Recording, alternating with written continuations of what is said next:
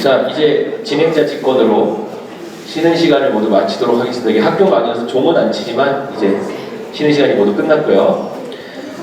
자, 그럼 지금부터는 진짜로 이제 우리 책에 대한 이야기를 한번 나눠보도록 하겠습니다. 오늘 여기 이렇게 오신 분들을 보니까 정말로 우리 2030 청년 세대들과의 북토크 콘서트라는 그 제목에 너무 딱 걸맞게 정말로 우리 이렇게 진짜로 젊은 분들이 많이 와주신 것 같아서 참 고맙습니다. 물론 뭐 2030 청년들을 위한 자리라고 해서 2030이 아닌 분들을 저희가 환영을 하지 않거나 이런 건 절대 아니고요. 일단 저도 이렇게 50대처럼 보이는 40대이기 때문에 어차피 저도 2030이 아니고요. 뭐 그런 자리이기 때문에 오늘 이렇게 진행을 이제 앞으로 해볼 건데요. 자, 그래서 2030 청년들을 위해 마련된 아주 특별한 자리인 만큼 또 특별한 패널 두 분을 모셨습니다. 사실 저는 여기 오신 분들이 당연히 2030이라고 생각했어요. 왜냐하면 이렇게 평소에 보이는 이미지나 또 얼굴들이 워낙 동안이셔가지고 2030이라고 모셨습니다. 그래서 오늘 제가 소개를 좀 드릴 텐데요. 우리 20대 대표로 자유의 길을 찾아 엄청난 고난의 길을 뚫고 이곳 우리나라 자유 대한민국에 와서 많은 활약을 보여주고 계시죠. 자, 탈북 청년 김금혁 시사평론가 모셨습니다.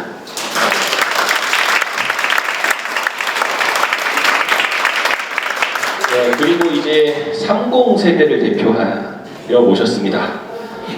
굉장히 유명하신 분이죠. 제가 이분 옆에 이렇게 안 앉으려고 그랬어요. 왜냐면 얼굴 크기도 좀 비교가 되고 이제 왁구가 좀 차이가 나는 것 같아가지고 제가 이렇게 좀 그래서 약간 옆으로 앉아 있습니다. 근데 어쨌든 우리 30대를 대표한 우리나라 이 정치계에 굉장히 신선한 바람, 또 그리고 그 지역에서도 또한 굉장히 신선한 바람을 일으키고 계시는 분입니다.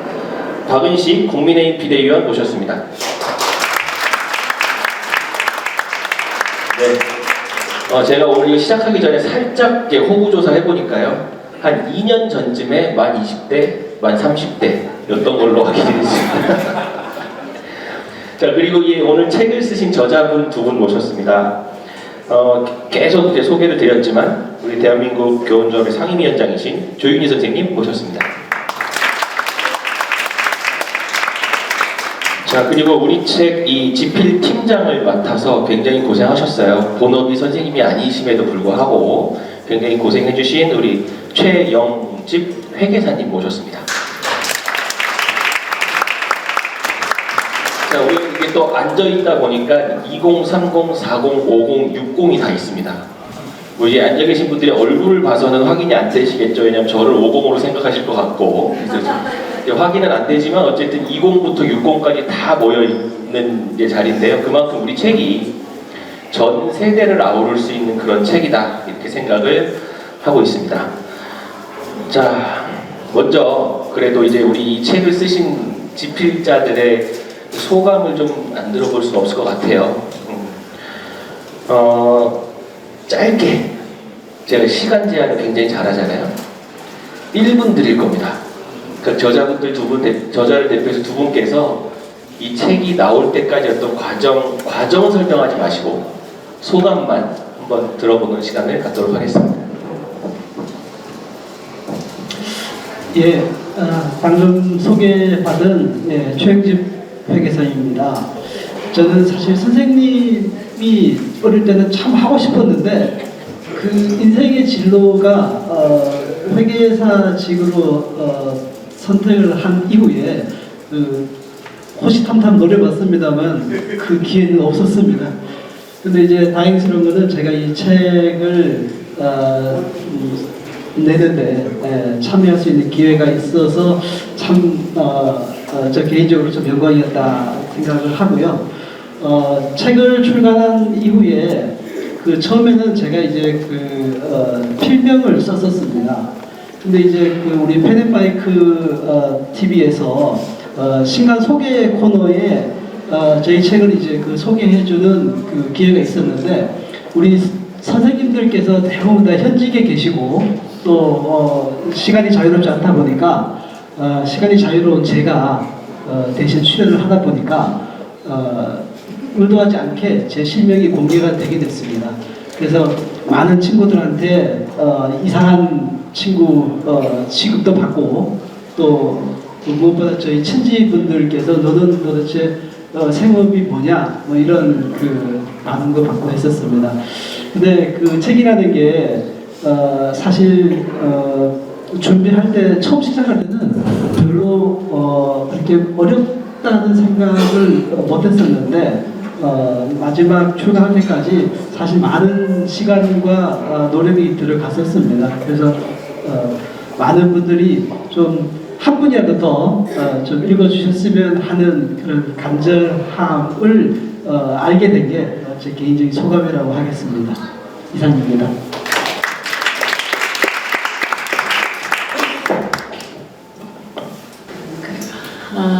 본인 소개 잘 못하시잖아요. 저는 그냥 학교에 있는 교사고 36년 차 사회과 교사고 고등학교에서 사회를 가르치고 있고 이렇게 이제 저는 거의 다 오픈이 되어 있는데 사실 우리 회계사님 말씀을 제가 잠깐 한 20초만 할애해서 말씀드리자면 저와 개인적인 인연 때문에 발을 디디시게 되시고 학부모님의 자격으로 순수하게 동참하시게 됐어요. 아이들을 이제 학부모니까요. 교과서를 보니까 기절하실 만한 내용이 들어있는 겁니다. 이거 어떡하냐고 너무 놀라셔서 저한테 얘기하셔서 책 씁시다 그냥 우리가. 그래서 이제 제가 오시게 됐고 그래서 함께 하시게 됐습니다. 그래서 이렇게 소중한 책이 나오기까지 제가 겁도 없이 팀장님을 맡겨드려서 굉장히 사실 보이지 않게 고생을 많이 하셨고 이 책이 나오기까지의 숨은 공로자이시기도 하십니다. 그래서 이 무대에 이렇게 지금 올라오시게 됐고요. 저는 주로 앞부분에 그 개인, 자유 그 부분에 굉장히 역점을 둬서 저는 그 부분을 제가 썼습니다. 물론 다 같이 쓴 것이나 다름없지만 그쪽 원고에 제가 이제 집중적으로 힘을 다해서 쓰게 됐는데 저는 일반 사회를 가르치는 사회과 교사고요. 자유민주주의에서 자유가 빠지면 그 자유를 이해하기 위해서는 개인이 언급되지 않으면 그리고 시장경제를 이해하기 위해서는 합리적 사고를 하는 개인에 대한 이해가 전제되지 않으면 그 다음부터 한 걸음도 앞으로 나갈 수 없다고 생각했습니다. 그래서 개인의 가치, 개인의 존재 그 부분을 정확하게 이해해서 그 다음에 자유민주주의, 그 다음에 시장경제로 이어가야 한다는 생각 때문에 맨 앞단원을 개인으로서의 그 자유로운 개인에 대한 이해를 맨 앞단원에 무게를 실어서 별도의 단원으로 떼내게 된 것입니다. 그게 저희 교과서가 가진 중요한 특징 중에 하나라고 생각합니다. 그 부분에 대한 깊은 이해를 가지시고 저희 책을 읽어주시면 참 감사하겠다. 그 말씀을 이제 서두로 시작하고 마치겠습니다. 네, 혹시 뭐 저도 이제 저자로 참여하다 보니까 이제 뭐 이런 소감을 들으면서 굉장히 또 제 마음이 울컥하고 이랬었는데, 그러면 이제 우리 여기 나오신 두 분 패널들의 이야기 좀 들어볼 건데 책 다 읽어보셨죠? 진짜로요? 이 580쪽이 넘는 책을 저희가 지금 전달해드린 게 채 일주일이 안 된 것 같은데 그래서 정말로 다 읽으셨다면 제가 이제 그 책 내용에 대한 서평, 독후감 제가 좀 따로 받아보도록 하고요.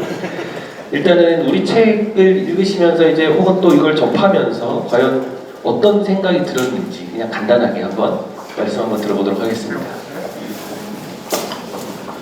네, 안녕하세요. 평양에서 온 김금현이라고 합니다. 저는 자기소개할 때 보통 이제 탈북민들이 소개할 때 북한에서 누구누구다라고 얘기하는데 북한도 은근 크거든요. 그래서 함경도에서 온 사람이 있고 평양에서 온 사람이 있고 황해도에서 온 사람이 다 있습니다. 다 다릅니다. 또 각자가 기억하는 북한에 대한 모습이. 그래서 저는 좀 더 정확하게 평양에서 온 김금현이다라고 소개를 드리고 있고요.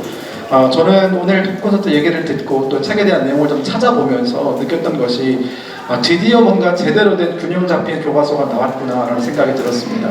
왜냐하면 제가 2012년에 한국에 왔는데요. 그리고 2013년에 고려대학교 정치외교학과에 입학을 했습니다. 들어가서 이제 친구들과 막 어울리면서 공부도 하고 이제 그랬었는데 그때 이제 헬드손이라는 단어가 막 유행을 하던 시기였어요. 그러니까 막 그 헬드손이라는 단어에 대해서 자조적으로 혹은 이제 누가 쓰니까 나도 쓰고 이러면서 대부분의 어떤 그 당시 그때 20대 분위기 속에서는 헬레손을 빨리 탈출하는 것이 진행이 빠른 순서다라는 얘기가 하나의 밈처럼 통용됐었는데 제 기준에서 대한민국은 결코 헬이 아니었거든요. 그러니까 제가 맨날 친구들한테 했던 얘기가 헬레손이라는 단어를 쉽게 쓰는 친구를 보면 너는 헬이 어딘지 모른다. 내가 직접 헬에서 온 사람인데 겪어보니까 야, 이만큼 천국이 어디 있냐. 물론 마음에 안 드는 게 있을 수 있고 또 이제 하다 보면 어려움도 있을 수 있고 불만이 있을 수도 있다. 하지만 그런 불만이 있고 그런 뭐 어려움이 있다고 해서 당신들이 과연 찾는 세상이 그러면 아무런 불만이 없고 아무런 어려움이 없고 모든 개인이 다 똑같이 다 잘 사는 그런 세상이 있을 것 같냐. 유토피아가 세상에 어디 있냐. 그런 건 없다. 개개인의 노력에 의해서 개인의 삶을 만들어가는 것이고 각자가 가진 경쟁력에 의해서 각자가 자기 위치에서 열심히 노력을 하면 대한민국은 철저히 보상이 주어지는 체계고 나는 그 보상 하에서 지금 공부를 하고 있고 이렇게 북한에서 왔고 아무런 배경도 없는 사람이지만 대한민국의 어떤 한 사회 구성원으로 살아가고 있는데 아무런 배경도 없이 아무런 어떤 물질적 토대 없이도 오직 스스로의 경쟁력만으로 이렇게 잘 사는 사람이 있는데 너희는 나에 비하면 부모도 있고 저는 이제 부모님과 떨어져 살고 있기 때문에 그리고 주변에 친구도 있고 또 나서 자라는 뭐 여러 가지 어떤 그런 환경이 있고 얼마나 좋으냐. 그리고 대한민국은 이미 70년대, 60년대 그 어려운 시기를 거쳐서 또 80년대 민주화 시기를 거쳐서 이제는 어디 내놔도 부끄러운 그런 나라가 아닌 선진 대한민국으로서의 모습을 보여주고 있는데 대체 어느 구석이 그렇게 마음에 안 드는 것이냐. 근데 이런 얘기를 하다 보니까 그들이 그런 생각을 하게 된 배경이 결국은 고등학교, 중학교 때 배운 그 교육이 있었구나. 그 교과서를 제가 봤습니다. 봤더니 북한에 대해서 상당히 이질적으로 느껴지게끔 만들었고 북한의 독재 체제에 대해서 비판을 하지 않고 또 북한의 어떤 여러 가지 말도 안 되는 인권 상황에 대해서 두루뭉실하게 넘어가는 것들을 보면서 과연 이것을 교육받고 자라난 세대가 대한민국을 어떤 시각으로 볼 것이며 통일을 어떤 시각으로 볼 것이며 더 나아가서 북한 체제에 대해서 민주주의에 대해서 자유민주주의에 대해서 어떤 시각으로 볼 거냐라는 생각이 들면서 등골이 오싹했던 그런 경험이 있었거든요. 저는 그렇기 때문에 이제라도 늦지 않았으니 그 모든 잘못된 것들을 바로잡을 기회가 왔고 더욱 적극적으로 이러한 어떤 활동들을 벌여서 또 이 책에 대해서 홍보도 더 많이 해서 이제는 제발 균형을 맞출 때가 왔다. 뭐 이렇게 저는 마지막으로 드리고 싶은 말씀이 모든 사람들을 다 우파로 모든 사람들을 다 보수로 만들 필요는 없습니다. 적어도 균형은 맞출 필요는 있다는 것입니다. 여기까지입니다. 짧지만 굉장히 임팩트 있는 박수가 끊이질 않는데 이렇게 박수를 길게 치시면 다음 패널이 굉장히 있습니다. 아무튼 뭐 굉장히 임팩트 있는 그런 짧은 이야기. 사실은 제가 다음에 드리려고 여기 그 진행 스크립트에 써놓은 내용에 대한 답까지 막 다 해주셨어요. 그래서 아무튼 굉장히 짧은 이야기지만 임팩트 있는 이야기 참 우리 의미가 있었던 것 같습니다. 자, 그럼 우리 30세대를 대표해서 박은식 의원. 네, 저는 84년생이라서 저번 해까지 만 40세였는데 그렇습니다. 저는 이 책을 저도 다 읽었습니다. 물론 다 그 전부터 제 돈으로 직접 사서 읽었고요. 또 한 번 주세요. 왜 그러냐면 제가 개인적인 조윤희 선생님과 인연이 있어서 그렇습니다. 저는 광주 출신이고 호남대한포럼이라는 단체를 만들어서 광주가 좀 변해야 된다라는 그런 생각을 가지고 시민단체를 만들고 조선일보, 중앙일보, 동아일보에 칼럼을 쓰고 그러다 보니까는 이제 당의 부름을 받아서 비대위원으로서 임명을 받고 광주에 출마했다가 아주 시원하게 낙선한 저는 박은식이고요. 그래서 제가 호남대한포럼 처음 강연을 이제 시작을 할 때 이제 조윤희 선생님께서 지금 부산에 계시는데 부산에서 광주까지 와주셨어요. 그래서 직접 그 강연도 같이 듣고 얘기도 나눴던 기억이 있고 그리고 또 하나의 또 소중한 추억이 있는 게 저는 비상대책위원으로 들어가기 전에 이철규 의원님과 조정원 의원님과 같이 인재영입위원을 했었습니다. 그러면서 이념이 좀 제대로 잡힌 분들이 이 당에서 정치를 했으면 좋겠다라는 바람을 항상 가지고 있었어요. 그래서 그 전부터 조윤희 선생님을 알고 있었기 때문에 조윤희 선생님을 이 당에 모셔서 좀 국회에 입성시키고 싶었거든요. 그래서 연락을 했었고 이력서를 받아서 제출을 했는데 마지막에는 대한교총회 회장을 역임하셨던 지금 부산에서 당선되신 정성국 국회의원님 아시죠? 그분과 이제 경쟁을 하시다가 어떻게 보면 조금 밀리셨죠. 그래서 결국에는 국회 입성이 안 된 그런 안타까운 일이 있는데, 개인적으로 저는 이런 좀 질문을 좀 드리고 싶습니다. 이 책의 내용 너무 좋습니다. 읽어보시면은 정말 제대로 꼭 어떤 한 이념에 치우치기보단 이 정도는 알고 가야 좌든 우든 우리 국가를 유지시키고 발전시키는 데 있어서 이 정도 이념은 그리고 지식은 갖춰야 되지 않겠냐 하는 그런 책이고요. 그러나 중요한 거는 나와서 싸워야 됩니다. 실질적으로 실천을 해야 돼요. 여기서 저 정말 그 유튜버 지금 하시는 그 지금 굉장히 재밌게 봤거든요. 그분 실제로 뵙고 너무 놀라운데 실질적으로 자기 목소리를 내야 돼요. 아니면은 이 책을 2만 원을 현금을 주고 사시든가 실제로 뭔가 액션을 해야만 바뀌거든요. 그랬을 때 이 대한교조가 좀 더 커지고 그리고 그 깃발을 조인 선생님이 드셨으니까 계속 저는 이런 움직임을 국회 안에서 좀 했으면 좋겠다, 제도권 내에서 했으면 좋겠다 하는 바람이 있습니다. 그런 의미에서 저는 조윤희 선생님께 좀 질문을 드리고 싶어요. 앞으로의 행보에 대해서 질문을 드리고 싶습니다. 그런 대답을 듣는 시간을 가졌으면 좋겠습니다. 네. 저 진행자 마이크를 뺏긴 것 같아가지고 이제 뭐 북 콘서트가 마치 어떤 그 유력 정치인의 출간 기념회 그런 것 같은데, 자, 그거는 우리 행보는 지금 잠깐 말씀 한번 들어보도록 하고요. 이제 저는 사실은 우리 상임위원장님께서 그런 이제 제안을 받고 이력서까지 넣으셨다. 그 얘기를 사무총장으로서 여기서 알았다. 그래서 요거는 제가 오늘 이 진행하면서는 말씀 안 드릴 거예요. 끝나고 따로 좀 이렇게 좀 강하게 여쭤볼 생각인데요. 아무튼 앞으로 행보 한번 들어보도록 하겠습니다. 사실 이렇게 기회를 주셔서 제가 한번 말씀을 드릴 수 있다면 다행이라면 다행인데요. 제가 이걸 처음 시작할 때 이거란 대한민국 교원조합입니다.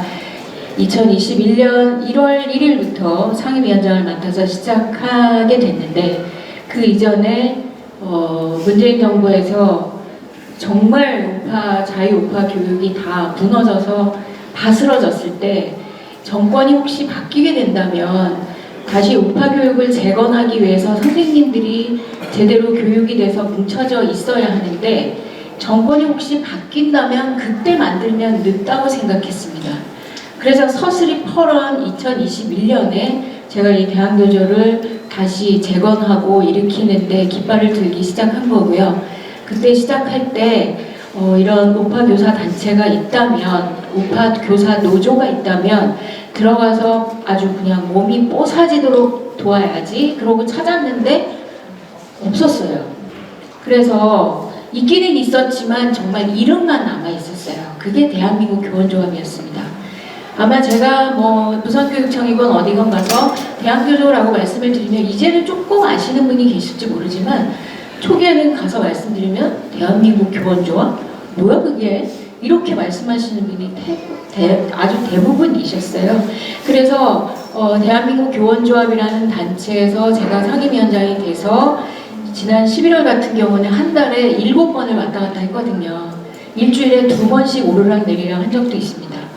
그렇게 하면서 대한교조가 다시 기울어진 이런 우파 교사의 지평에 중요한 일을 하는 작은 단체지만 그 역할을 할 수 있도록 최선을 다하겠다고 생각을 해서, 우리 박은식 당시에 위원님이 저한테 권하셨을 때 실은 거절을 했어요, 처음엔. 근데 그렇게 말씀을 하셔서 서류는 드렸지만 지금도 여러 곳에서 그런 비슷한 다른 류의 제안은 제가 받고 있습니다. 그러나 말씀드렸듯이 우파 교사 단체가 아직까지 탄탄하게 세워져 있지 않습니다. 지금 이 안에 계신 분들 중에도 저희가 이런 북콘서트를 할 때 대한교조가 이런 책을 썼다고, 대한교조라는 우파 교사 단체가 있었다고 이렇게 처음 들으시는 분들도 많이 계실 거예요. 그런 상황인데 제가 이제 겨우 이런 일을 하나 했다고 털고 나가버리면 대한교조는 또 방황할 수도 있습니다. 그래서 저는 처음에 이 일을 시작할 때 인큐베이터가 되기로 했었습니다. 근데 제가 정년이 1년 반 남았거든요. 그 사이에 좀 더 열심히 일을 하고 더 많은 선생님들께서 대한교조를 아시게 돼서 대한민국 교원조합이 전국에 한 10,000명만 일단 되고, 그리고 처음 제가 시작할 땐 3개의 지부였는데요. 지금 지난달까지 해서 전국에 12개의 지부가 만들어졌습니다. 네, 이 점을 한번 말씀드립니다. 그리고 인원은 극비사항이지만 어쨌든 제가 처음 시작할 때에 비해서 거의 6배 가깝게 조합원의 숫자도 늘었고, 그런 일들을 할 때 일당 100인 또는 일당 1000인 대한교조 선생님들이 다 요소요소에서 빛나는 활약을 해주신 덕분에 지금 현재 여기까지 왔습니다. 저의 앞으로의 행보는 정말 지금 제 다음 때에는 지금 민주당의 비례를 받는 그런 국회의원처럼 대한교조에서 비례의원도 나오고 교육감도 나오고 시의원도 나오고 뭐 시장도 나오고 구청장도 나오고 그렇게 되셨으면 좋겠습니다. 네. 그렇게 되기까지 제게 남아있는 교직생활, 그리고 앞으로 남아있는 제가 할 수 있는 역할이 있다면 최선을 다해서 우리 후배 선생님들께 힘을 실어 드릴 수 있는 선배 교사로서의 역할에 최선을 다할 것입니다. 그게 지금 이 자리에서 제가 드릴 수 있는 말씀이고요. 하나 더, 제가 지금 그 박사과정에 올해 들어갔습니다. 그래서 늦깎이 박사과정 학생인데요. 2번째 석사를 2024년 12월에 마쳤습니다. 요즘 아시다시피 다문화 가정의 인구가 늘잖아요. 그래서 교육심리 석사를 했는데 다문화 교육 석사를 작년에 마쳤고 올해 다문화 교육 박사과정을 들어갑니다. 그래서 공부를 좀 더 해서 다문화 교육 분야에 우파의 목소리가 필요한 곳에서 제가 목소리를 낼 수 있도록 공부를 열심히 하는 교사가 되는 게 앞으로 단기로는 제가 해야 할 역할이고 제가 맡은 일이라고 생각합니다. 답변이 되셨을까요? 자, 혹시 좀 헷갈리실 것 같아서 말씀드리지만 저희는 북토크 콘서트 현장입니다. 그렇죠? 자, 그럼 다시 이제 북토크 현장으로 돌아와서 우리 팀장님께 한번 여쭤볼게요. 이 책을 기획한 의도는 아까 되게 좀 말씀하셨는데 왜 그럼 이 책에 대한민국이라는 이름이 들어갔느냐? 그리고 학교 현장에 교과서로 들어가지 않고 이렇게 시장으로 나온 이유는 무엇이냐, 이런 이야기를 좀 한번 들어보고 싶습니다. 참 질문이 어렵네요. 사실 이제 저 개인적인 걸 좀 말씀을 드리면, 저는 사실 제가 이 책에서 맡은 부분이 대한민국 이전의 사회 분야를 이제 제가 맡았습니다. 그래서 처음에 저는 이제 개인적으로 우리 선조들이 살았던 조선이라는 나라에 대한 망국의 원인이 진짜 무엇인지를 평생토록 제가 개인적으로 퀘스천을 갖고 있었어요. 고등학교 때 국사 공부를 하지만 그 역사책에서는 결코 제가 수용하기 어려운 수준의 망국사를 기술하고 있습니다. 설마 그렇다고 나라가 망할 거냐? 도대체 조선의 나라가 망한 근본적인 이유가 무엇이냐? 이제 그런 개인적인 진짜 호기심이 있었고, 그 호기심을 내가 생을 마감하기 전에 언젠가는 제가 그 부분에 대해서 문제를 한번 해결해야겠다, 이런 생각을 고등학교 졸업한 이후로 지금 한 30년 정도 지났는데 그런 이제 숙제를 개인적으로 하고 싶었습니다. 근데 이제 그 숙제를 해결하다 보니까 지금 우리 사회가 겪고 있는 근본적인 많은 문제들의 근본 원인은 사실 우리 선조들의 나라 조선이 남겨놓은 역사적인 폐습, 그리고 역사적인 유산들이 우리 사회가 혼란을 겪고 있는 근본적인 원인 중에 하나일 수도 있겠다라는 개인적인 결론에 도달을 했고요. 그러다 보니까 제가 이 책을 이제 쭉 서술한 거는 배경에 우리가 대한민국이라고 하는 나라의 출범은 그야말로 그 이전에 있었던 한반도에서 존재했던 사회의 양태와는 근본적으로 다른 것이다라는 사실을 우리 많은 국민들이 개념적으로 좀 인식할 필요가 있겠다. 그래서 어떤 사람들은 우리나라 이렇게 이제 뭐 배지를 다는데 뭐 우리나라 이렇게 달고 하는데 사실은 그 우리나라라는 얘기는 이제 our nation이죠. 근데 이제 그 nation이라는 개념을 우리가 정확하게 데피니션을 할 수 있어야지만 우리가 이런 많은 근본적인 혼란을 좀 극복할 수가 있겠다라는 개인적인 결론에 도달을 했고요. 그래서 이제 책을 쓰고 나서 책을 기획할 때는 사실 이거였습니다. 우리 교육 현장에서 잘못 알려진 사실들, 그러니까 이제 거짓과 진실 사이에 지금 거짓으로 도배된 역사책들이 너무 많기 때문에 잘못 알려진 사실들, 거짓에 맞서서 진실을 알리고자 하는 데서 출발을 했고요. 책의 제목은 이제 맨 마지막에 정의를 했습니다. 책을 다 이제 원고를 쓰고 나서 그러면 우리가 이 책을 이제 마지막으로 낼 텐데 책 제목을 뭘로 할 거냐? 그래가지고 뭐 여러 가지가 있었습니다. 지금 생각나는 걸 보면은 학교에서 말하지 않는 뭐 대한민국 이야기 또는 전교조 선생님들은 절대 말하지 않는 대한민국 이야기 뭐 주로 그런 내용들이었어요. 그리고 또는 뭐 이승만 대통령 바로 알기 또는 뭐 대한민국 바로 알기 이랬었는데 이제 많은 의견을 쭉 이제 브레인스토밍하는 과정에서 내린 결론이 대한민국 교과서가 좋겠다. 그래서 이제 대한민국 교과서라는 그 거창한 제목에 아까 이제 우리 그 축사하신 그 홍영표 교수님께서도 이제 그런 말씀을 주셨는데, 근데 사실 이제 대한민국 교과서라고 하기에는 너무 거창하잖아요. 그러니까 이 안에 우리가 대한민국이라고 하는 모든 영역을 다 담을 수는 없으니, 그러면 우리가 이제 일반적으로 학교에서 사회과라고 하면은 사회 일반적인 개념, 그리고 정치에 대한 부분, 그리고 경제에 대한 부분 이렇게 좀 구성이 되기 때문에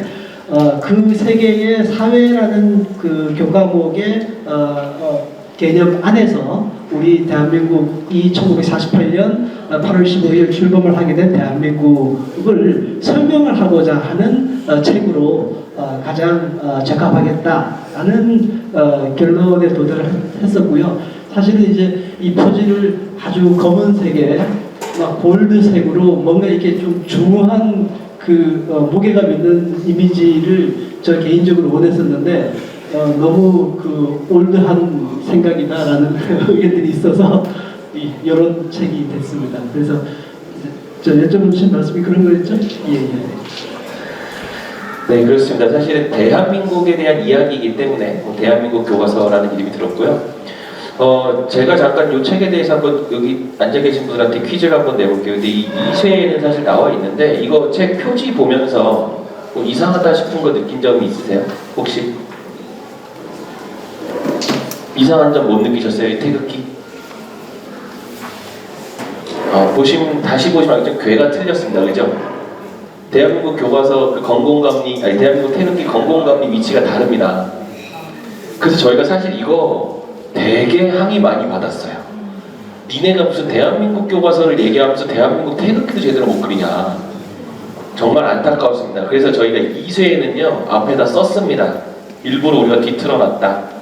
지금 우리 대한민국 사회는 뒤틀려 있다. 그리고 아까 홍영표 장관님께서 말씀하셨던 것처럼 각각의 개인들이 지금 다 자리를 다시 올바른 자리로 찾아가면 대한민국 태극기는 다시 올바르게 완성될 것이다.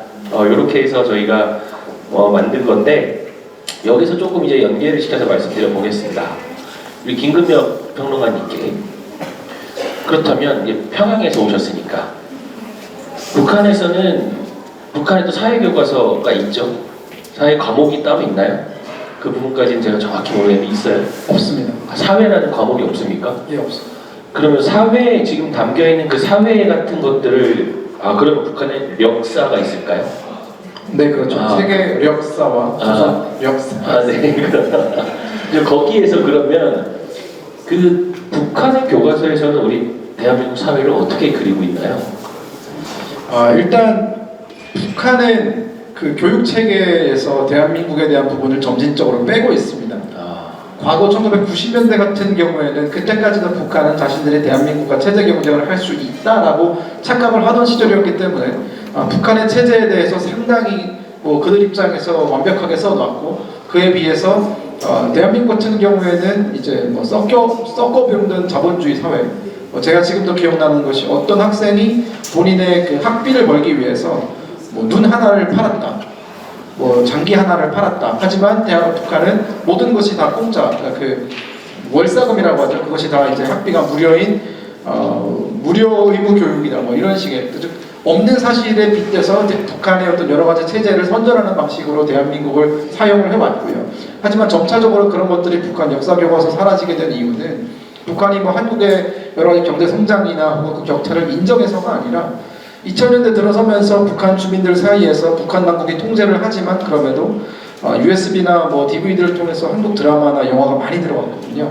그러니까 북한이 통제할 수 없는 수준으로 들어가면서 사람들이 교과서에서 보던 한국과 본인들이 몰래 보는 그 한국 드라마에서 나오는 한국이 너무나 판이하게 다른 걸 보고 꽤 많은 젊은 저를 포함한 많은 사람들이 약간의 그 괴리에 빠졌고요. 그러니까 무엇이 진실인가에 대해서 그런 현상이 지속적으로 이어지면서 사람들의 머릿속이 좀 많이 바뀐 것이 북한은 오히려 썩어병든 나라고 대한민국은 오히려 훨씬 잘 사는 나라구나. 그리고 자본주의가 북한이 취하고 있는 공산주의보다 훨씬 합리적인 제도라는 것을 무의식 중에 깨닫기 시작하는 거죠. 네, 그러다 보니까 북한 당국이 더 이상 거짓말을 하는 것이 이제 좀 겸연쩍어진 그런 상황이고요. 그래서 교과서에서 아예 빼는 방향으로 나아가고 있고 이제 작년부터 이제 북한은 작년 1월 김정은이 직접 이제 남한과 대한민국과 북한은 아예 별개의 나라다라고 하면서 손을 그어버리면서 대한민국 지우기에 거의 올인하고 있다고 보시면 될 것 같습니다. 자, 이게 북한에서 대한민국 지우기를 하고 있잖아요. 근데 제가 교육 현장에 있다 보니까 북한에서만 행해지는 일이 아니구나가 느껴지고 있습니다. 그 대한민국이 정말로 이렇게 원래 배우던 내용과는 다르게 너무나 발전하고 있고 너무나 좋은 사회이고 너무나 잘 살고 있는 그런 세상이기 때문에 그걸 의도적으로 빼고 있다. 근데 이제 오늘 저희가 진행하는 이 토크 콘서트를 듣고 나서 가서 보시면 다른 내용은 너무 좀 복잡하고 어려우니까 일단 초등학교 5, 6학년 교과서부터 한번 보세요. 사회 교과서 보시면 우리나라 교과서인데 대한민국 지우기가 진행되고 있습니다. 1960년대, 70년대 우리나라에 엄청난 성과를 냈었던 경제 개발 그쪽을 가르칠 때요. 박정희 대통령 이름 안 나옵니다. 박정희 대통령 세 글자 안 나오고요. 60년대, 70년대 경제 개발 5개년 계획으로 경제가 발전하였다. 딱 한 줄 나옵니다. 그리고 전태일은 2페이지에 걸쳐서 특집 페이지로 나옵니다. 오히려 지금 북한보다 더 우리나라가 대한민국, 자랑스러운 대한민국이라는 나라를 지우고 있구나. 정말 이 개탄을 금할 수가 없고. 또 이제 갑자기 여담이지만 이게 진행상 제가 이런 말 해도 되는지 모르겠지만 아까 USB를 통해서 봤다고 했잖아요. USB 하니까 누가 어떤 장면이 딱 갑자기 떠올라서 네, 이제 저희가 이 유튜브 중계도 되고 하니까 제가 여기까지만 말을 마치겠고요. 더 얘기했다가는 저한테 또 어떤 이게 그죠? 자, 그럼 우리 박은식 위원께 한번 여쭤보겠습니다. 지금 우리나라 저도 지금 얘기했지만 우리나라 교과서가 사실은 우리나라의 아이들이 배워야 될 교과서라면 이 정도로는 써야 되지 않겠나 이렇게 생각을 하는데 그렇지 않은 이 현실을 우리 정치권에서 모든 걸 다 해결해 줄 수는 없겠지만 이 정치권에서는 이러한 우리 지금 현재 잘못되어 있는 현상에 대해서 어떤 좀 보관을 갖고 있는지 해결 보관을 갖고 있는지 혹은 아직 정치권에서 이렇게 그 보관이 만들어지지 않았다면 우리 박은식 위원께서는 어떤 생각을 가지고 계신지 한번 들어보겠습니다. 먼저 이제 그 북한에서 오신 분이랑 저는 이제 전라도에서 왔으니까 이게 뭔가 대비가 되면서 전라도도 북한 약간 이런 느낌이 나는 전라도는 대한민국입니다. 그리고요 방금 하신 말씀을 듣고 얼핏 드는 생각이 예전 박근혜 정권 때 이제 국정 교과서를 추진하다가 그게 어떻게 보면은 그 정권이 몰락하는 어떤 시작점이었던 걸로 기억이 나거든요.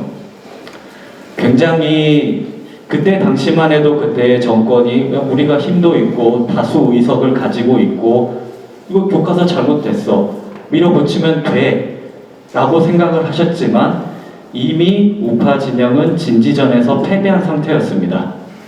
방금도 잠깐 커피 마시면서 얘기를 했지만 저는 동족상잔, 6.25를 동족상잔이라고 표현을 하잖아요. 그 단어를 초등학교, 중학교, 고등학교에 내내 들었어요. 생각해보세요. 이게 어떻게 동족상잔입니까? 북에서 쳐들어온 거지. 쳐들어와서 막았을 뿐인데 왜 그거를 서로 죽였다고 하는 거죠? 쳐들어온 거를 막으려고 했을 뿐이에요. 그만큼 진지전에서부터 완전히 무너져 있는 상태였거든요. 그거를 제대로 인식한 계기가 문재인 정권이었다고 생각합니다.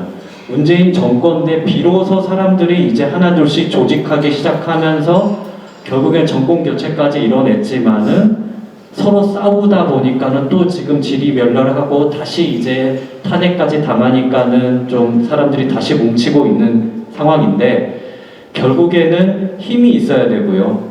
힘이라는 거는 제도권 그리고 국회 의석수도 중요하지만 아래 기층으로부터의 어떤 진지전이 굉장히 중요합니다. 그 말인즉슨 계속해서 반복을 하지만 책이라도 한 권 사주셔야 되는 거고 어떤 단체가 내가 마음에 드는 단체가 있으면 한 단체라도 좀 가입해서 좀 활동을 좀 해보세요. 그 사람들에게 힘을 좀 모아주기도 하고 단체 나가서 야 우리 으쌰으쌰 하고 주변에 있는 친구들에게 특히 지금 정치 돌아가는 일에 관심이 없는 그런 분들에게 한 명이라도 좀 다가가서 얘기를 해서 우리 편으로 좀 끌어들이고 이런 작업이 필요합니다. 저기 정말 그 좋은 유튜브 콘텐츠 만드신 분들한테는 뭐 스포챗도 한번 쏴주시면 좋고요.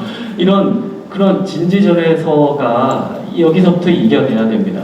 그래야 하나 둘씩 스며들게 되는 거거든요. 그러면서 이런 책도 나오고 좀 더 학술적인 어려운 책도 나오고 하는 것들이 기반이 다져 나가는 겁니다. 그거는요 한 번에 되지가 않습니다. 한 번에 뭐 권력으로 뒤집어 엎어서 되는 게 절대 아니거든요. 스멀스멀 스며드는 겁니다. 여기서부터 했으면 좋겠습니다. 네. 제가 여기 우리 박은식 위원께 우리 책 사달라고 홍보하라고 말씀드린 적 없고요. 맞습니다. 제가 생각해봐도 사실은 전 국민이 이 책을 읽는다면 그리고 적어도 우리 아이들을 가르치는 부모님들께서 이 책을 읽는다면 혹은 이 책을 읽고 나서 그 다음에 아이들이 배우는 교과서를 한번 본다면 야 애들이 이래서 지금 망가지고 있구나 이렇게 생각하셔야 될 것 같아요. 사실 동족상잔의 비극이 아니죠. 체제 수호 전쟁이죠. 그죠? 그리고 6.25는 엄밀히 말하면 국제전이었습니다. 진영 간의 국제전이었는데 그저 그냥 동족상잔의 비극으로 그 브루스 커밍스라고 좀 이상한 아저씨가 하나 또 내전 이런 식으로 얘기하면서 문제가 됐는데 저는 이제 그런 부분들 앞에도 아까 말씀드렸지만 그 박정희 대통령에 대해서 우리 옛날에 내가 배웠던 우리 여기 또 2030이 많이 계시지만 그 이제 선배님들도 계시니까 내가 배웠던 대로 요즘 애들도 배우겠지 하고 그냥 맘 놓고 계시면 큰일 납니다. 제가 그래서 아까 말씀드린 거예요. 오히려 북한보다 지금 현재 우리나라 땅에서 대한민국 지우기가 진행되고 있다. 뭐 그런 부분을 그 지워지는 걸 어떻게든 막고자 저희가 이 책을 만들어냈으니까요. 이 책에 대해서 조금 더 많은 관심을 가져주시면 좋을 것 같고요.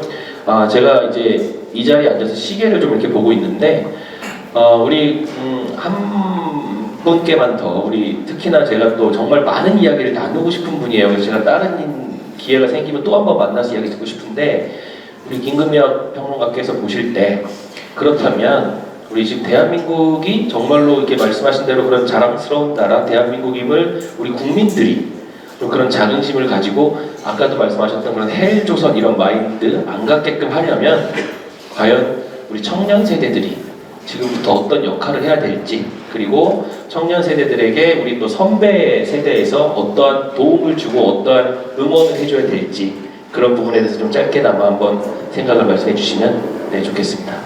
사실 윤석열 대통령의 계엄 이후에 국민의힘의 지지도를 보면 제가 정치 평론을 하는 사람 입장에서 굉장히 재밌는 현상이 발견이 되고 있거든요.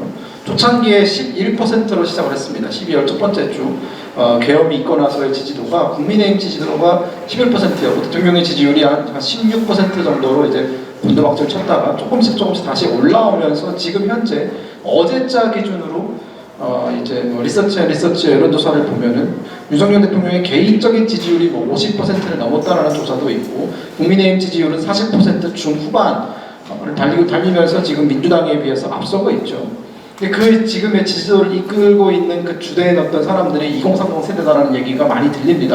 실질적으로 옛날에 뭐 2018년, 2019년 이럴 때 광화문 집회를 가보면 2030을 거의 찾아보기가 어려웠고, 그리고 당시 2030 세대는 광화문에서 그런 시위를 하시는 분들을 보면서 흔히 뭐 꼰대 뭐 이런 표현을 쓰면서 약간의 좀 멸시하는 그런 분위기였죠. 하지만 그것이 완벽하게 바뀌었고, 지금 현재 광화문을 가보시고 여의도를 가시고 지금 오늘도 대구에서 집회가 진행이 되고 있는데 2030 세대와 6070 세대 간의 만남이 이루어지고 있다. 4050 세대를 완벽하게 포위했다라는 얘기가 들리고 있거든요. 그러면서 일각에서는 계엄을 계몽이다라고 부릅니다. 근데 우리가 여기서 살펴봐야 되는 것이 계엄을 계몽이다라고 하는 것은 어떤 표현일 수는 있겠지만 상당히 위험합니다. 왜냐하면 이런 계엄과 같은 어마어마한 뭔가가 있어야만 사람들이 정신을 차린다라는 것 아니겠어요? 그러면 우리가 어떤 사람들, 특히나 2030 세대의 정신을 깨우기 위해서는 계속 계엄을 해야 됩니까? 아닙니다. 이런 계엄은 정말 특단적인 방법이고 대통령의 어떤 그 여러 가지 대통령이 사용할 수 있는 권한 중에 하나라고는 하지만 어떻게 보면은 상당히 극단에 있는 것이잖아요. 그렇기 때문에 저는 이런 극단적인 조치를 취해야만 사람들이 돌아서서는 안 된다. 그 전부터 꾸준하게 진지런 말씀하셨지만 이런 상황이 없이도 2030 세대가 항상 정신을 차려야 되고 그들이 대한민국을 사랑하는 마음, 또 애국하는 마음, 그리고 본인의 노력으로 이룰 수 있는 것들에 대해서 존경하고 존중하는 그런 마음을 가져야만 우리의 체제가 지켜진다는 생각이 들었거든요. 지금 대통령 입장에서는 저는 윤석열 대통령을 좋아하는 사람입니다. 대통령 입장에서는 이러다가 나라가 정말 큰일 나겠다라는 생각으로 이렇게 하셨는데, 저는 앞으로는 우리가 다시는 이런 극단적인 상황을 취해야만 우리가 정신을 차리는 것이 아니라 지금부터라도 조금씩 2030 세대가 지금 일어섰을 때 그들을 더 전면에 내세우고 그들한테 더 많은 기회를 제공하고, 그리고 정치권이 됐든 그게 학계가 됐든 어디가 됐든 제대로 된 정신을 박힌 사람들을 우리가 좀 사용할 수 있어야 된다는 생각이 듭니다. 국민의힘이 뭐 얘기가 나와서 드리는 말씀이지만 2022년 대통령 선거 때, 20대 대통령 선거 때 2030의 압도적인 지지를 받으면서 사실 대통령이 되셨어요. 하지만 그 뒤에 국민의힘이 보여준 모습은 2030 세대를 철저히 외면했거든요. 그러니까 2030 세대의 지지를 받으면서 대통령이 됐지만, 또 국민의힘이 집권당이 됐지만, 그 이후에는 또 본인들의 어떤 자가적인 이익과 또 당리당략에 의해서 차츰씩 그들이 어떤 멀어지면서 또 그들이 시들시들해지는 모습이거든요. 그리고 지금 또 이렇게 위기가 오니까 2030 세대한테 우리 좀 도와줘라고 하고 있습니다. 이런 현상이 반복돼서는 안 되고, 2030 세대가 완벽하게 보수화가 되고 그들의 어떤 우파의 편이 되었을 때 제발 좀 그들한테 기회를 주고 그들한테 마이크를 넘겨주고 그들한테 무대를 주고 그들한테 힘을 줬으면 좋겠다. 그러면 그들은 아마 대한민국을 가장 멋지게 바꿔놓을 겁니다. 네. 다시 한번 말씀드리지만 북토크 콘서트, 정치 토크 콘서트. 근데 사실 뭐 왜 그러냐면 우리 책 자체가 그만큼 방대한 양을 담고 있기 때문인 것 같고요. 맞습니다. 2030이 깨어나는 방법으로 그런 어떤 계엄이라는 그런 어마어마한 일을 통해서만이 깨닫는 게 아니고, 이미 그런 것들을 알고 있으면서 그 청년 세대들이 살아가게 하려면 우리 이 책이 잘 팔려야 되겠고요.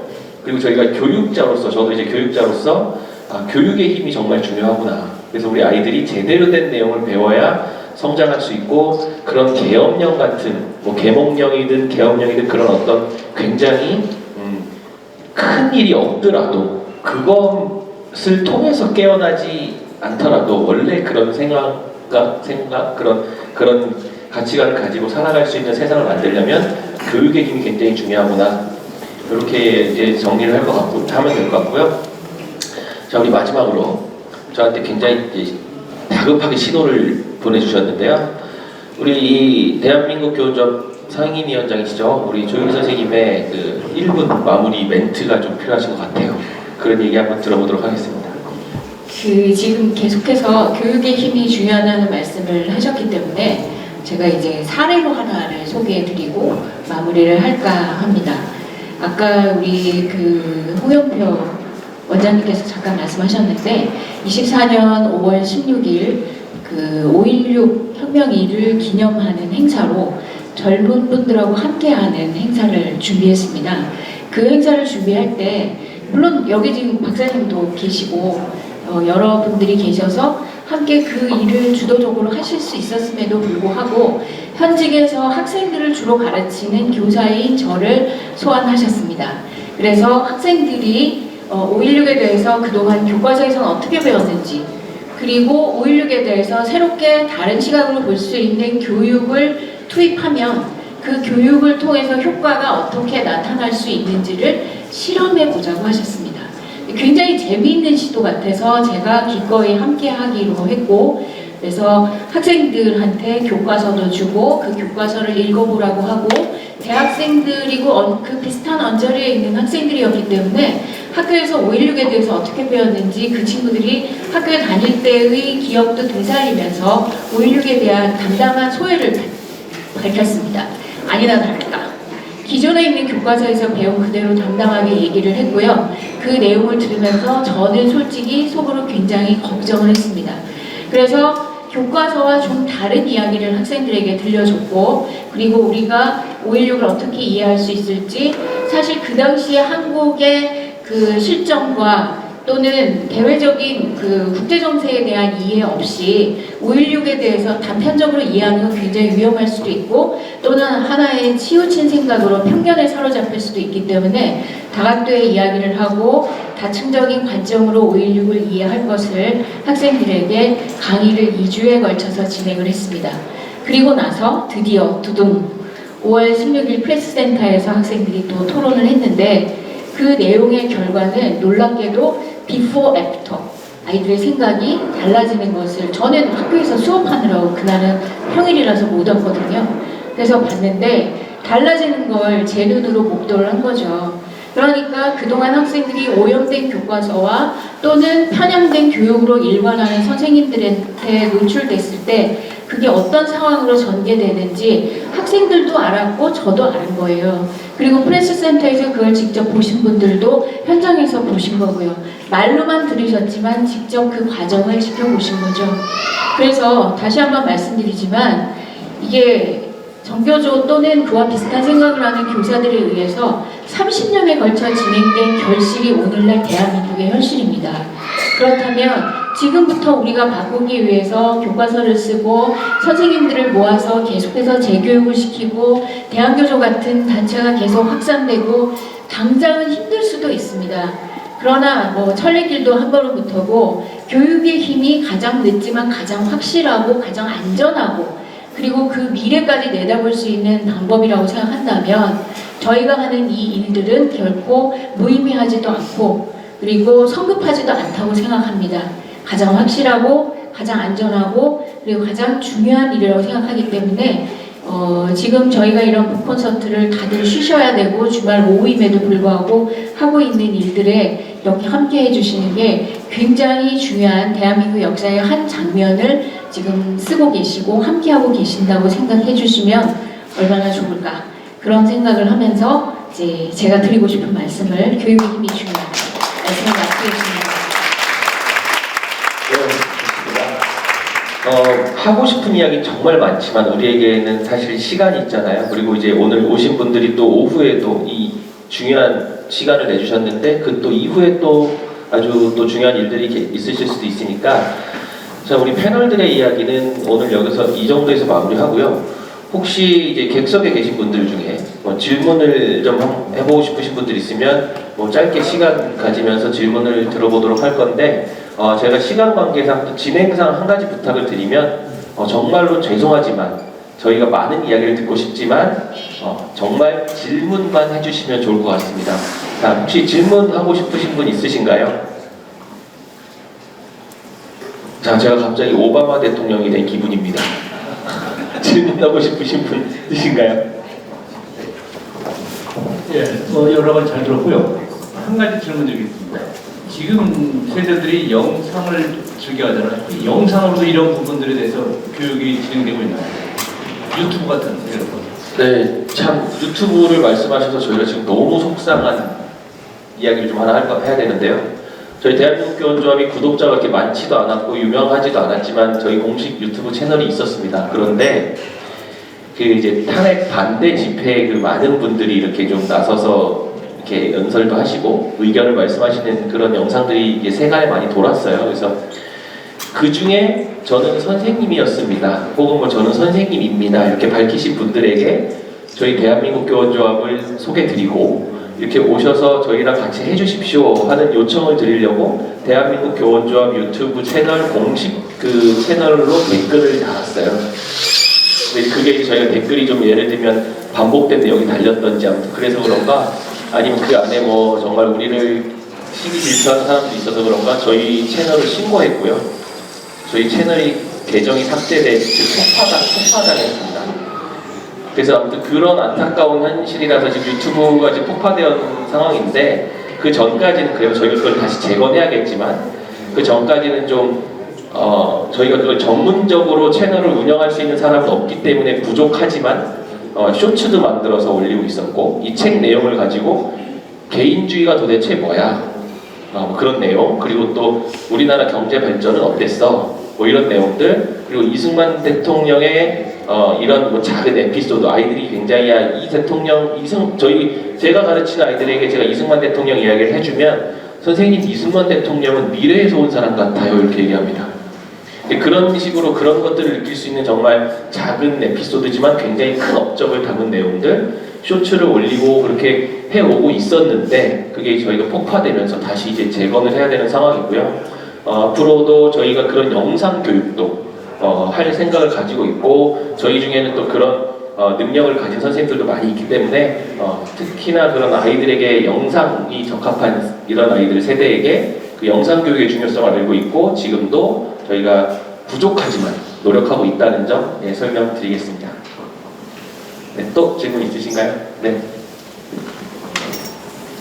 이것이 아까 조윤희 쌤님이 이걸 바탕으로 네네. 초등 저학년, 네. 고학년, 중등, 고등 이렇게 해서 교과서를 이제 만들 예정이다라고 제가 들었는데 맞나요? 네, 그런 과정에 어떤 뭐 필요한 우리의 어떤 그런 협력이라든지 도움이라든지 아니면 그런 좀 계획을 구체적으로 말씀하시면 좀 곤란하시면은 그래도 어떻게 할 예정이고 그러다 보면은 어떤 과정이 좀 필요하다는 것도 좀 말씀해 주시면은 그리고 그 교과서를 이제 편찬하고 난 다음에 그 사실은 학교에서 채택을 해야 되잖아요.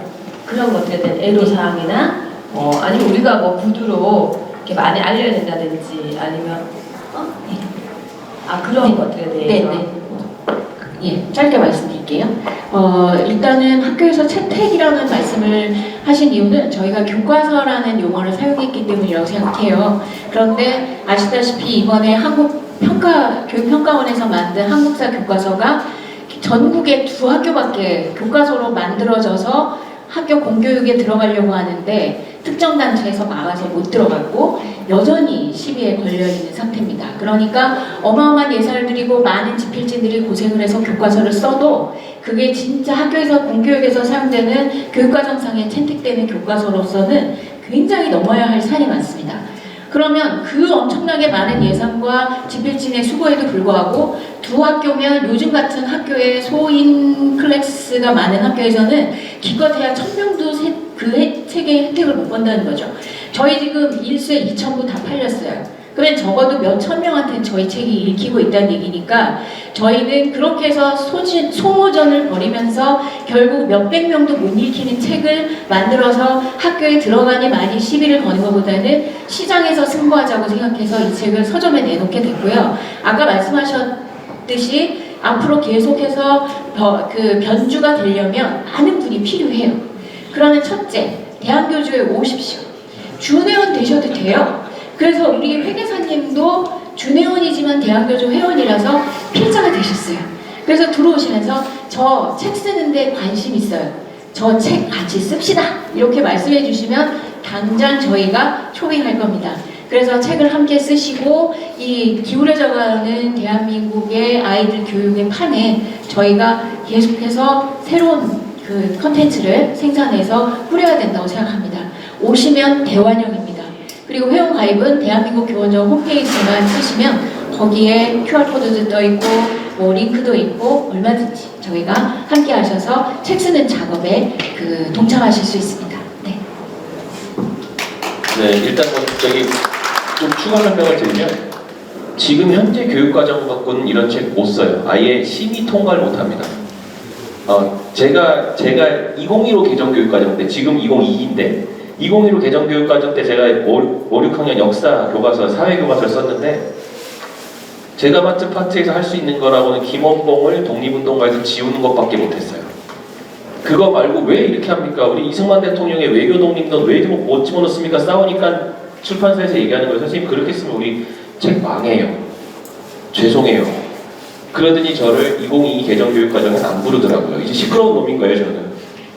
그 교육과정대로 안 쓰려고 그러고 이거 교육과정 잘못됐다 막 얘기하니까. 근데 사실은 그 출판사들은요, 이거 책 찍어서 팔아야 되잖아요. 거기들이 기업인데. 그리고 이제 뭐 그런 부분들 때문에. 근데 그런 부분을 떠나서라도 교육과정에 맞추지 않고 우리가 생각하는 이런 내용으로 책을 쓰면 교육과정 검정심의위원회에서 그냥 단박에 탈락입니다. 그렇기 때문에 저희는 신앙을 선택한 거고 말씀하셨던 것처럼 저희가 수많은 다른 버전을 낼 때 지금 가장 애로사항은 사실은 쓸 수 있는 지필진입니다. 그래서 그런 분들이 많이 들어오셨으면 좋겠습니다. 또 질문 한 번만 더 받아볼까요? 한 번만. 네, 저 끝에. 빨리.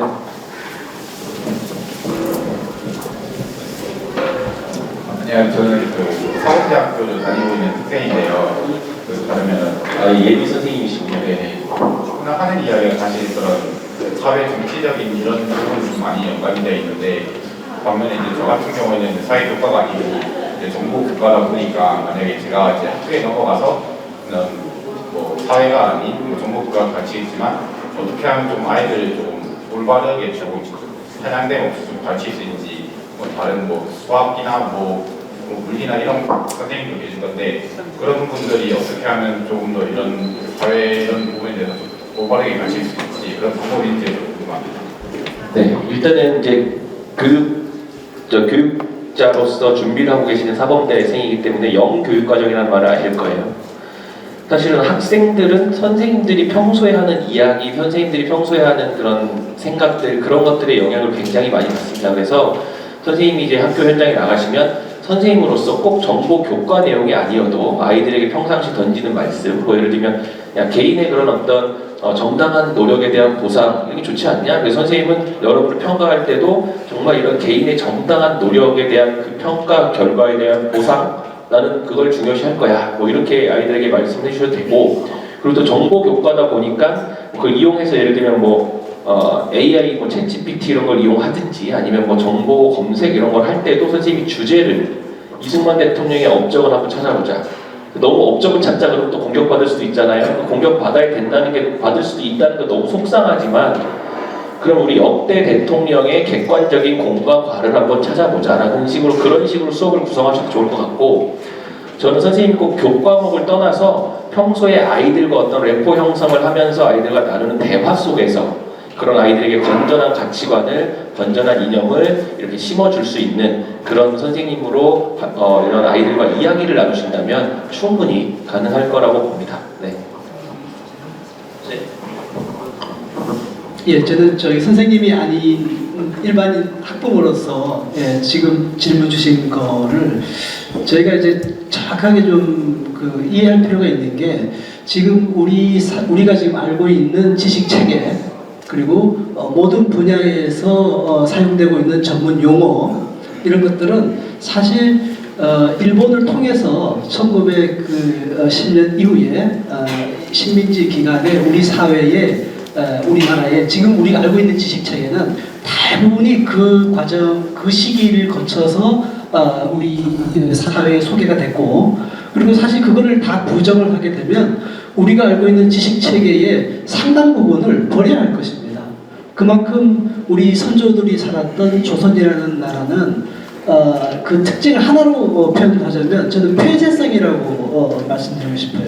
그러니까 외교적으로도 폐쇄적이고 경제적으로도 폐쇄되었고 사상적으로도 폐쇄되었고 신분제적으로도 폐쇄되었고 모든 영역에서 폐쇄된 시스템에서 운영됐던 전근대적인 국가가 1910년도까지 존속했다는 것이죠. 그러면 우리가 알고 있는 지금 수학, 과학, 물리, 생물 그 모든 분야에서 우리가 지금 사용하고 있는 전문 용어들은 대부분이 일본 메이지 시대 때 학자들이 서구에서 있었던 학문 연구 체계를 이제 아시아적 그러니까 한글 문학권의 한문 문학권의 용어로 지금 사실 번역해 놓은 거거든요. 그러니까 학생들에게 제가 이런 질문을 던져보면 언제 어떻게 우리 지식 체계가 완성이 됐느냐라고 하면 누군가 했겠죠. 학교에서 안 가르치니까. 그게 언제 왔는지 가르치지 않으니까. 그래서 제가 이 책을 쓰면서 이제 그 연구를 해보니까 대구에서 포항까지 버스가 운행되기 시작한 게 1912년도입니다. 그만큼 우리나라 한반도에는 제대로 된 도로가 없었다는 것이죠. 그래서 하루에 한 번, 그러니까 대구에서 포항까지 이 완행버스가 운행되기 시작한 게 1912년도라는 것이죠. 그러니까 우리가 1910년도부터 1945년도까지 일제 식민지 기간을 우리 학교에서는 굉장히 나쁜 쪽으로만 교육을 하는데 사실 그 기간이 우리 사회의 근대적인 문명이 전파되고 있었다. 우리가 자주적으로 또는 우리 스스로가 그런 기회를 만들어가지 못했던 것이 아쉬운 점은 없진 않으나 그러한 사실은 역사적인 사실이기 때문에 우리 모든 과목을 맡으신 선생님들께서 지금 한번 그 조사를 해보시면 아마 그렇게 결론이 나는 거거든요. 그러니까 이제 그런 관점에서 좀 학생들에게 문명사적인 관점에서 우리 1910년도 이전에 조선이라는 나라가 갖고 있었던 지식체계와 현재 우리가 갖고 있는 사상적인 또는 지식적인 체계를 비교를 해보시면 어떤 과정을 통해서 열리는지 그게 아마 괜찮은 아이디어가 아닌가 싶습니다. 선생님 제가 마지막으로 한 말씀 네, 알겠습니다. 네네. 공청회 쓰셨는데 네. 지금 이주호 교육부 장관 네. 스탠스가 나 이게 궁금해요. 그리고 지난번에 같은 경우도 공청회 같은 걸 했을 때도 그 양반이 학생들 좀 동원해서 봐야 되는데 안 봤어요. 그 다음에 지금 제가 궁금한 거 하나 더는 이 교원 조합이라는 거하고 교총, 교련 이렇게 헷갈리거든요. 전교조하고 대항하는 그 정치에 대한 걸 좀 궁금해서 두 가지만 간단히 얘기해 주세요. 이주호 장관의 스탠스에 대해서는 우리 박은식 위원님께 마이크를 넘겨서 조금 이따 듣도록 하고요. 잘 모른다고 하지만 대답해 주십시오. 저도 잘 모르니까. 이게 지금 대한민국에는 법정 교원 단체로 한국교총이 있습니다. 그런데 그 한국교총은 정말 교원 단체입니다. 그러니까 교원 단체가 수없이 많이 있지만 각종 수업 교원 단체들이 있지만 국가에서 법정으로 인정해준 교원 단체는 한국교총이 유일하고요. 그러나 이제 저희는 교원 조합이라는 타이틀을 달고 있는 이유가 교원 노조라는 또 지위가 있습니다. 교원 노조. 그래서 우리는 왜 교육자지 우리가 노동자야 이런 생각 때문에 노조라는 것에 대해 사실 굉장히 좀 부담감도 있고 정말 싫은 생각도 있지만 우리가 전교조 이렇게 교사노조 이런 거대 노조들이 있는데 그 노조들은 사실은 보시면 알겠지만 이렇게 굉장히 왼쪽으로 가 있습니다. 그런데 그런 단체들과 우리가 우리의 목소리를 내면서 우리의 목소리로 이용해서 이렇게 또 바로잡으려는 노력을 하려니까 우리도 교원 노조라는 그런 공식적인 지위를 가지고 이제 쉽게 표현해서 링 위에 올라가서 싸워야 되겠구나 이런 생각을 들어서 저희도 교원 노조법상 대한민국 교원 조합이라는 교원 노조에서 활동을 하고 있는 거고요. 근데 이제 교원 노조와 교원 단체인 그 한국교총하고는 다른 단체이기 때문에 저도 그렇고 우리 상임위원장님도 그렇고 한국교총 회원이기도 합니다. 그런데 한국교총은 지금까지 흔히 이제 우리가 보수 스탠스라고 알려져 있었지만 그 내부에는요 전교조도 같이 있고요. 왜냐하면 중복 가입이 다 되기 때문에 노조와 교원단체가 가입이 되기 때문에 그래서 한국교총은 사실은 또 그리고 노조가 아니기 때문에 어떤 그 목소리를 내는데 좀 제한이 있어요. 그래서 한국교총은 이제 교원들의 어떤 지위나 교원들의 그런 뭐랄까요, 권익 이런 부분들을 위해서 열심히 활동하고 있고, 저희는 이제 교원 노조라서 노조가 가질 수 있는 그런 권한을 가지고 이제 그 정부와 협상도 할 수 있고 이런 권한을 가지고 있는 교원 노조인 단체고요. 그러나 저희는 명확하게 대한민국이라는 나라를 자긍심을 가지고 있으면서 자유민주주의 체제와 자유시장경제 체제가 옳다고 생각하는, 그러니까 자유우파적 사상을 가지고 있는 교사들끼리 모여있는 단체고, 우리는 대신에 제도권 안에 들어가서 공식적으로 링 위에서 싸우기 위해서 교원 노조법에 해당하는 단체에 지금 구성을 했다. 그렇게 말씀드리면 될 것 같습니다. 제가 정치권에서 느낀 것은 지금 전교조와 어떻게 보면 대비되는 그런 단체가 어떻게 보면 거의 처음 생긴 건데 분위기가 좀 그렇습니다. 이런 걸 노골적으로 지원해 주는 것을 민주당은 했잖아요. 근데 이번에 어떤 그런 정부에서는 그런 것들을 좀 조심해야 하는 것 같습니다. 네, 그게 적절한 표현일 것 같고요. 그래서 그런 것을 이제 밑에서부터 이제 계속 올려야겠죠. 검색도 더 많이 해주고, 더 많이 알려주고, 책도 이렇게 많이 알려주고, 이런 식으로 해서 제도권 안으로 들어가서, 자, 전교조의 파트너가 누구냐, 그 상대 파트가 누구냐 했을 때 대한교조를 떠올릴 수 있을 만큼의 그게 형성이 돼야 되고, 근데 아직까지는 기존 우리 국민의힘의 시각에서는 민주노총에 대항하는 것은 한국노총이다. 뭐 이런 식의 대항, 그리고 정교조에 대항하는 것은 현재 교총이다. 이런 식으로 생각하는데, 교총은 완전히 그냥 중립적인 법적인 단체잖아요. 거기는 정치적인 색은 드러내서는 안 되는 곳이고, 근데 그런 쪽에서 주로 이제 인재를 수혈하다 보니 어떤 이념적인 색채는 좀 그렇게 뚜렷하지는 않죠. 그래서 상대 파트인 어떤 이런 쪽에서 좀 사람도 많이 올려주고 끌어주고 더 커져야 되지 않을까, 그런 생각이 듭니다. 네, 그 이조 장관의 스탠스를 물어보셔서 이제 답변을 좀 드리면, 사실 정확히 저도 스탠스는 모르겠습니다만 이게 좀 우파와 좌파의 차이일 수도 있고요.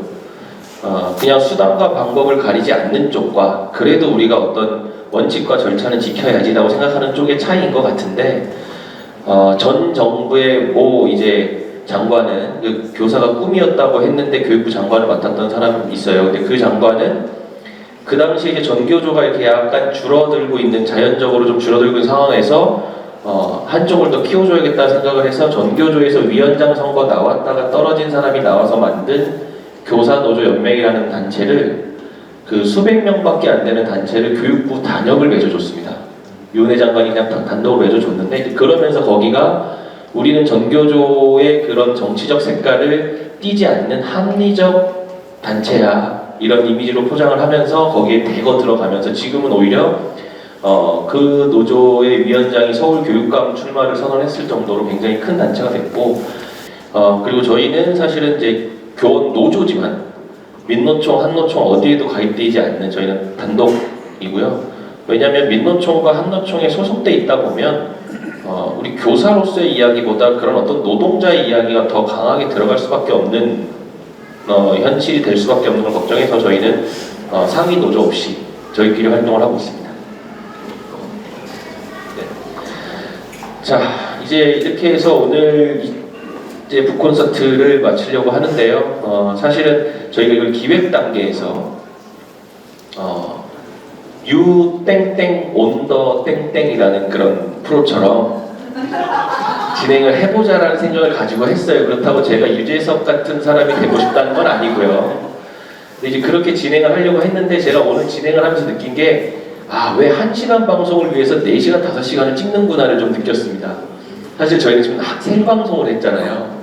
엔진 났으니까 다시 할게요 이런 게 없어서 이제 좀 굉장히 진행에 좀 어려움을 겪었는데, 그럼에도 불구하고 우리 패널분들이 워낙 이렇게 또 말씀도 잘하시고 노련하게 진행을 해주셔서 오늘 이렇게 우리 북토크 콘서트 대담이 이렇게 마무리될 수 있었던 것 같고요. 자, 오늘 그러면 더 많은 이야기를 듣고 싶고 더 많은 이야기를 하고 싶지만 저희가 이제 시간이 또 많이 지났기 때문에 오늘 이제 마무리할 거고요. 더 알고 싶으신 이야기, 더 듣고 싶으신 이야기는 대한민국 사회교과서와 대한민국 교원조합, 그리고 우리 박정희 기념재단을 통해서 점점 더 스스로 알아가실 수 있는 시간을 가졌으면 좋겠다는 생각을 가져봅니다. 우리 앞으로 이 오늘의 북토크 콘서트가 더욱더 발전할 수 있는, 우리 대한민국을 더 바꿔나갈 수 있는 그런 큰 움직임의 아주 작은 발걸음, 시작 발걸음이 되는 자리가 되었으면 좋겠습니다. 지금까지 대한민국 교원잡 사무총장 박상윤이었습니다. 선생님들 잠깐 앉아 계시고요. 자, 이제 우리 공식적으로는 끝났고 제가 다시 잠깐 일로 돌아가겠습니다.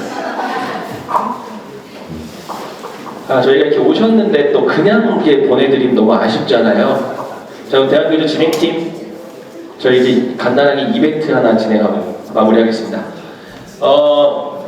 사실은 오늘 여기 와주신 분들 중에 야, 이렇게 날씨도 춥고 이렇게 힘든 시간에, 우리 요즘 이렇게 또 정말 바쁘신 시간에 주말에 이렇게 와주신 것 정말 감사합니다. 모든 분께 감사하지만 저는 특별히 여기까지 오는데 정말 나는 정말 멀리서 왔다, 내가 제일 멀리서 고생해서 왔으니까 나에게 기념품 하나 줘라 하시는 분 있으면 들고 말씀하시면 되는데, 기준은 주민등록지 기준입니다.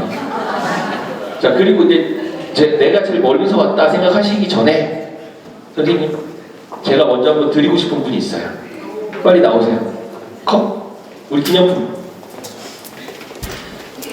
사실 여기서보다 더 멀리 힘들게 오실 수 있는 분이 없죠. 우리 평양에서 오신 김근범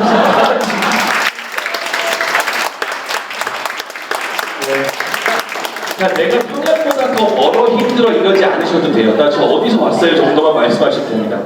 손 들어주십시오. 손 들고 말씀하시면 내가 저기 바로 옆에서 5분 만에 왔어요 해도 다음 사람이 얘기 안 하면 받아가시는 거예요.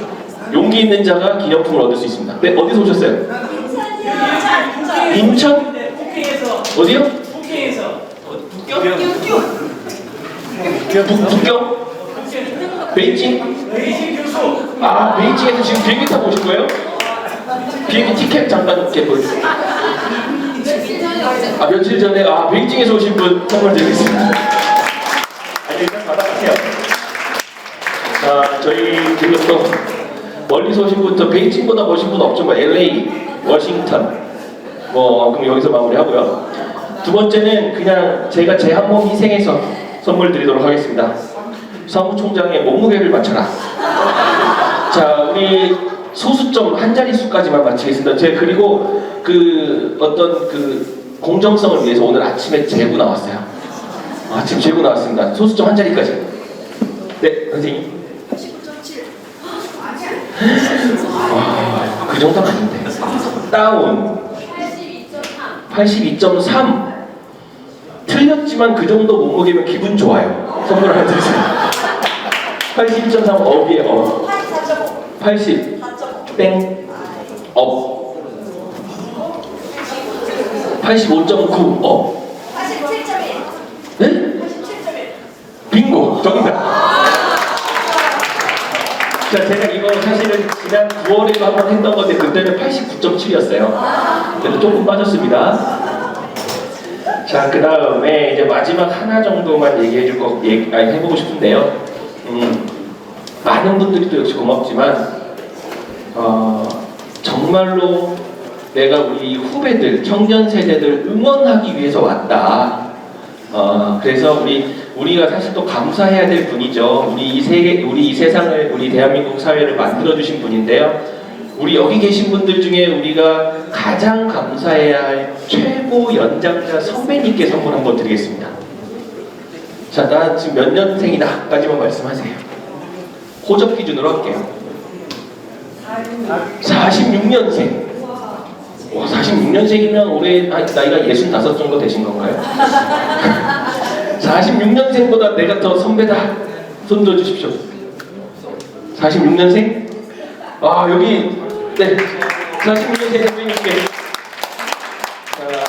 정말 사실은 우리가 이 대한민국을 만들어내신 세대잖아요. 다시 한번 큰 박수 부탁드립니다. 그리고 이제 마지막으로 앞으로 우리가 고마워해야 될 사람이 있을 수 있습니다. 그죠? 오늘 이 현장에 나온 어린이 중에 가장 어린아이에게 선물 하나 드리겠습니다. 몇 살입니까? 여기 어디 있습니까? 어디 있습니까? 아 그럼 잠깐만요. 이게 여러 명이 있으면 괜히 또 애들끼리 마음에 상처받아요, 그죠? 잠깐만 주지 마시고. 자, 우리 오늘 이 자리에는 어린이가 왔다면 우리는 모두 그 어린이들이 감사해야 된다, 그죠? 그래서 오늘 이 자리에 참석해준 어린이들 모두 앞으로 나오세요.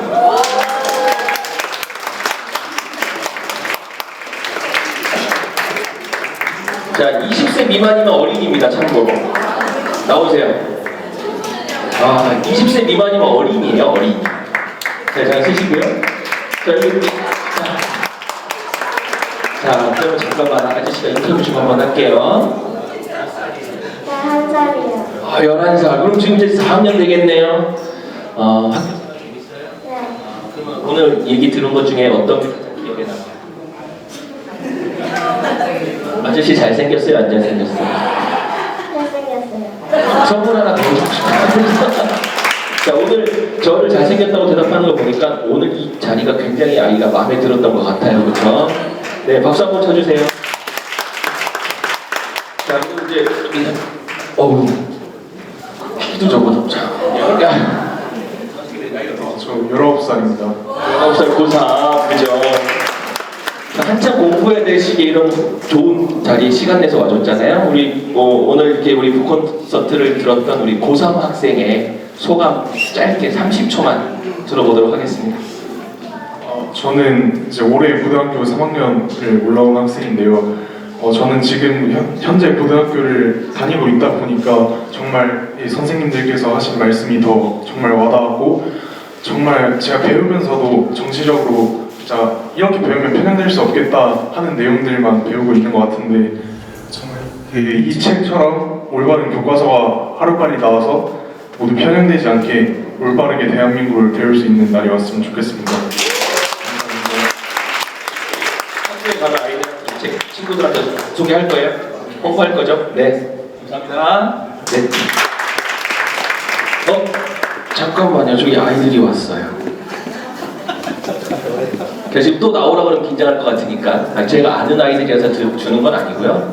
우리 아이들이 왔습니다. 그래서 저기 지금서 들어오신 분은 형님 잠깐만 손 한번 들어주세요. 아버지 손 한번 들어주세요. 저희 우리 대한민국 교원조합에서 역사교육 특별위원회 위원장을 맡고 있어요. 그래서 학교 현장에서 실제로 제대로 된 역사교육을 가르치는 분입니다. 박수 한번 주세요. 네. 자, 그러면 오늘 이벤트는 여기까지 좀 마무리하고요. 이렇게 마지막 인사까지 다 마지막 이벤트까지 진행했기 때문에 오늘 행사는 정말 끝났습니다.